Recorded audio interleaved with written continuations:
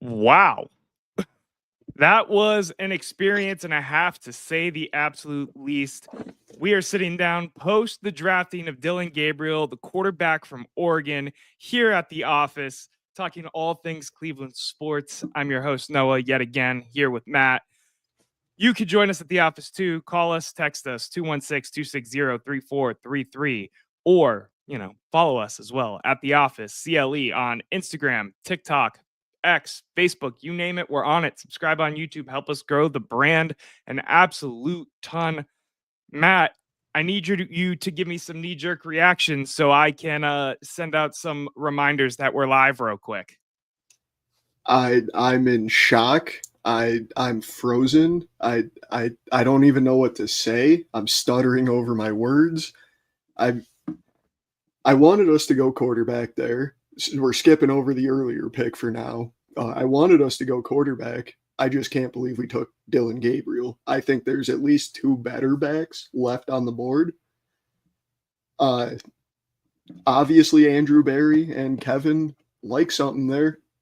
He must have been right behind. I mean, he's right behind Jalen Milroe in terms of athleticism in my mind. But the arm talent, the decision making, the pocket awareness is just not quite there in my eyes. And I'm really shocked that's the direction we went. I did not expect that in the slightest. I'm utterly baffled, man. Absolutely, utterly baffled. Dillon Gabriel above Shedeur Sanders. If you would have told me this before the beginning of the NFL draft, I would have called you crazy, right, Matt? 100%. And I'm a Shedeur hater. Like, the kid has talent. I'm still at a loss for words. Like, did he really tank these interviews that bad that he has still not been taken off the board? And I know you're keeping an eye on this. For those who are listening after, this is legitimately following the Dillon Gabriel pick and our knee-jerk reactions right out of it. Listen, they did great in the middle of these four picks. They did the fan service picks. Harold Fannin Jr., I almost said Baldwin Wallace, Bowling Green kid, guy that grew up in the area from Canton. They did Quinshon Judkins, national champion Quinshon Judkins with the Ohio State Buckeyes. I don't even hate the Carson pick because he was rated high on the universal board of all the drafts. He was ranked 44th out of all the prospects. He's a hard-hitting linebacker, and it's a position of need. Dillon Gabriel makes me scratch my head. I don't know what we see in this kid. Isn't he super old too? Like Show, however the hell you say his name. The fact that he went before Shedeur is crazy to me. Listen, I've been a Shedeur backer on this page, and I'm at a loss for words because I thought this guy had his head on straight. All the reports seemed like he had his head on straight. What did he do in these interviews? What did he do? Is it the fact that he didn't throw until it was like only in his favor? What is going on? I'm at a loss for words. Matt, we could talk about this and we could continue to talk about this. You got any other thoughts? Outside of utter disbelief, kind of shock. I mean, I don't see a future where Dillon Gabriel is a quality NFL starter, even if he got to sit under Tom Brady for 5 years. I feel like if we were going quarterback there, which I'm not disagreeing with in the position selection, you still have obviously Shedeur Sanders on the board. And in my opinion, I know I'll probably get flamed for the hometown pick a little bit, but I'd rather have Will Howard than Dillon Gabriel. I think Will Howard has more upside.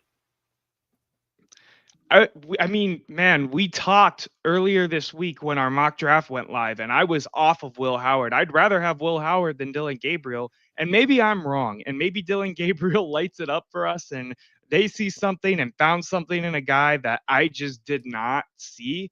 But I am still at an absolute loss for words. They were sitting there on the ESPN ABC broadcast talking about Shedeur, the fact that he slid, the fact that he could still be the fifth quarterback off the board, because who else would go off the board right now? And then they trot up there and pick Dillon Gabriel. I mean, me and producer Deshaun, and yes, that is canon here on the channel now after last night's 4-hour live stream. Me and producer Deshaun were sitting on the damn couch watching the draft, and we were both like, huh? I mean, I thought even Watts would be potentially a pick there. The safety from Notre Dame who was first round graded. I would have been more okay if they skipped again on a quarterback. Dillon Gabriel, it feels like a reach. He was a day 3 pick. Later day 3 pick in my mind. I just don't. Maybe we're, as a group of media, small channels like ourselves, big media platforms like ESPN, are just so out of touch with what's going on with the NFL at this point, because I've got no clue, man. I'm at a loss for words. I just like the weird thing to me here is up until this point, up until that pick, I was kind of 50-50 on our like I like our first 2 picks, 3 picks a lot. And then it kind of started to, be some head scratchers for me. The tight end, Harold Fannin Jr. He's a baller. I just think we have bigger needs. I'm sorry, we're not trying to blow past him. We did pick him up earlier in the. We'll get to Harold Fannin in a second. I'm in no rush to get past what's going on right now. I'm just in the moment of awe and shock with that pick. Go ahead, continue. It feels very much like a wasted pick. Like you just said, Watts, who went 2 picks later to the Falcons, Jalen Smith, even the DB from USC. I would have liked to have him. That tight end pick especially, which I know you will get to, made me think, okay, we're clearly offensive focused now for a majority of the draft the rest of the way, which is fine. That's what I think we needed to be. I can't wrap my head around Dillon Gabriel being the best quarterback left on Cleveland's board. What do they see? He's not even a scheme fit for Kevin Stefanski. He's a shotgun drop back guy, not a, play action, roll out, create his own space. Like, I don't get it. Tim Lyons is clowning us in the chat right now. You needed a QB, though. You got him. Watts went to the Falcons. You've been a lot of wrong on Shedeur to Cleveland. Yeah, you're totally right. I'm eating my words day by day right now. Yes, the laughing emojis do apply as well. I deserve it. I'm looking at Bleacher Report's big board, and I use Bleacher Reports because that's what I grew up looking at for the big board for whatever reason. I remember like back at the Johnny, or even younger than that, Brandon Weeden looking at Bleacher Reports. Dillon Gabriel was the 10th ranked quarterback on their big board. I don't know what's going on, because I was pulling tweets of Colin Cowherd and other big name media people saying that the Browns were doing a good job in this NFL draft. And then they just said, hold my beer. Like, I'm at a loss for words with what's going on with Dillon Gabriel. They must, do they think this guy's the franchise? Like, that's why they reached, Hold on one second. Tim Lyons, still love you, bro. We all have bad takes here and there, but sometimes you got to listen to us old guys looking from the outside. You're totally right. I'm eating my words. Jonathan Durham said, I think they chose a rookie that no one will want to see play to give Pickens and Flacco more reps. I'm devastated. Shedeur should have been the pick. I feel devastated as well. I lost for words. Matt, we can harp on this, and maybe we'll wrap around and harp on this. Harold Fannin Jr., give me your full-blown take on that pick, because I'm a big fan of it. He's one of the prospects I really liked for the Cleveland Browns. What do you think about Harold Fannin Jr.? I think he's an absolute baller. He is going to be good in the NFL. I have zero doubts about that. He's going to be a great second tight end behind David Njoku when we're running those two tight end sets. I love him as a player. I'm just very, very torn on the selection of a tight end there, being how many holes we have on the offensive side of the room. I think we could have gone, O-line there maybe, or even, flipping back to defense. We need a safety in my eyes. I don't hate the pick, but I'm not sure I necessarily love it given how many other holes we have. Granted, I do think he's going to be very good for us. I just think we could have gotten a little bit of better value, but when you start splitting hairs like that in the NFL draft, you're wasting time. Yeah, I get you. I get what you're saying, but I'm a big fan of Fannin because we're going back to the two tight end sets. He's a scheme fit for Kevin Stefanski. You can kind of use him in a utility role that I think could be fun. Some people were talking about using him in like that Puka role where we're putting him in different spots, even though he's a certain size and stature of a player. Fannin has a lot of room to grow. He was in the MAC.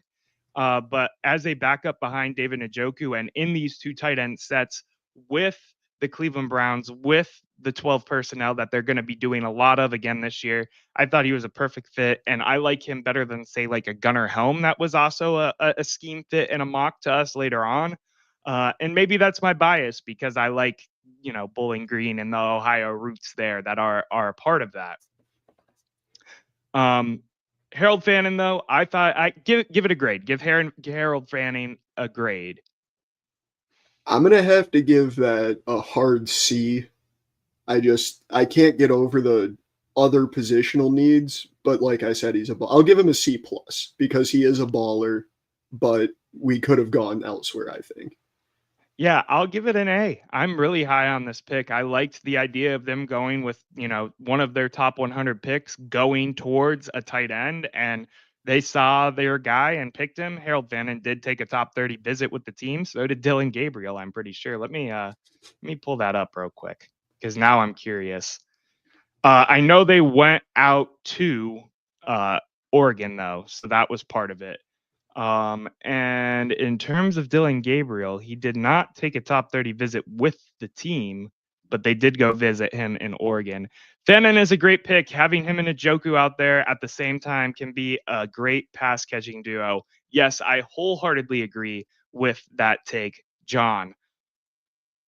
Matt, the draft is absolutely insane.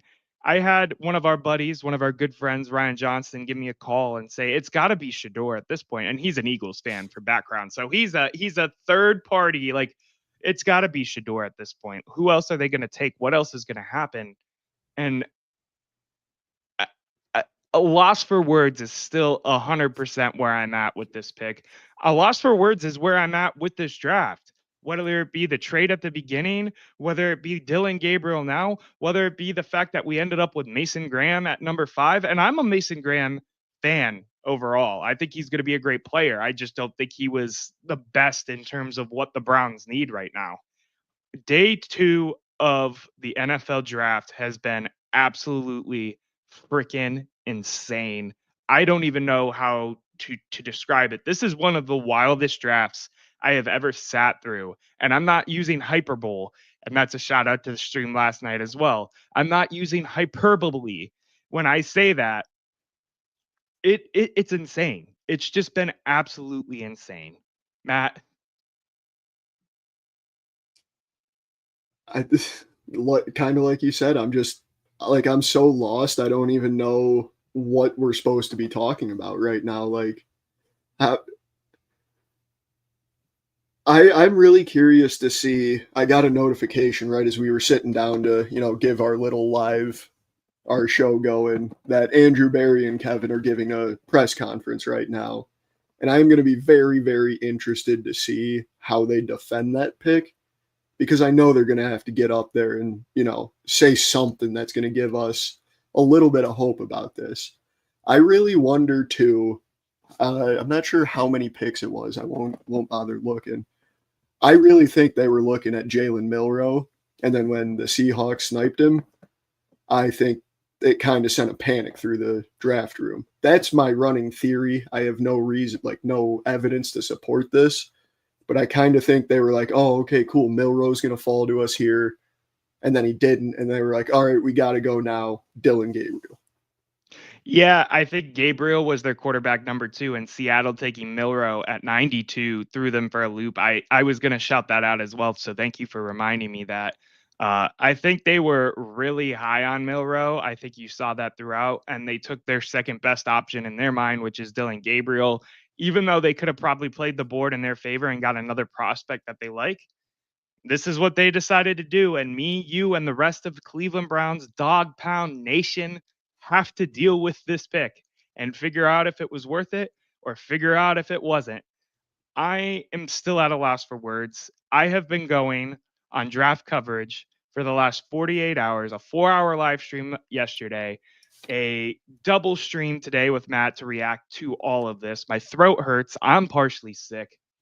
Matt, you got anything else you want to say in terms of the NFL draft, round 2, reactions, thoughts when it comes to everything? Let's give it a grade overall. Let's give the night a grade overall. Let's end it like that. I give it a C+. Oh, this is tough. I mean, like we've been saying this whole time, I'm so lost, so confused.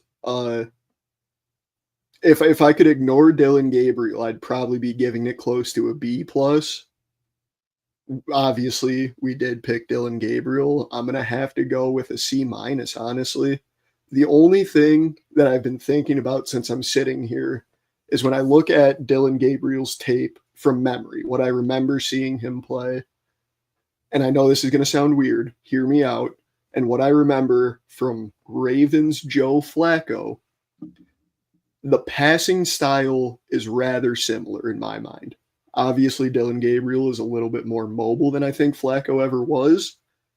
However, I I mean maybe that's the route that the front office was thinking and hey, maybe let him develop into Joe too.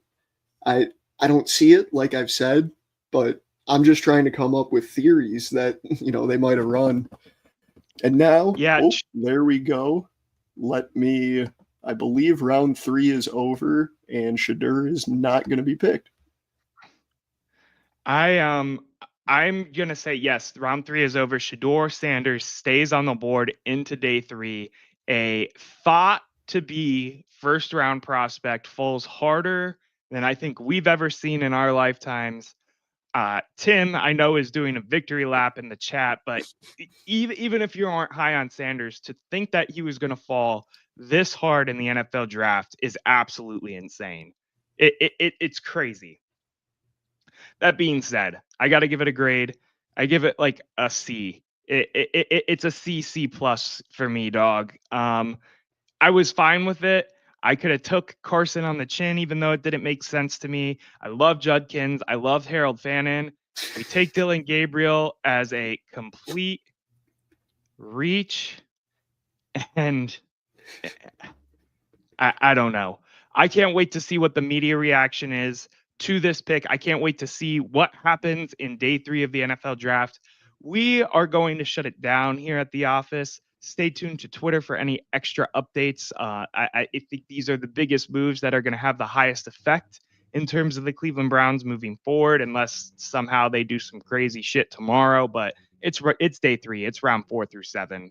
They're going to rapid fire these picks, and we're going to be on our merry way. On top of the fact, we got a Cavs playoff game to pay attention to. We've got a Guardians doubleheader to pay attention to. I'm going to go have a social life tomorrow. Matt, I'm assuming, is working or going to go have a social life or do something. Same with John, same with Eric. So, with that being said, at the office, draft coverage coming to a close for the most part right now. Obviously, stay tuned. If something crazy happens, we will break it. And until the next time we see you, which will be either the Wednesday or the Thursday show, where we interview one of the founders of women's pro soccer, men's pro soccer, Cleveland pro soccer here on the page. We will see you next time at the office. Matt, you got anything else to say?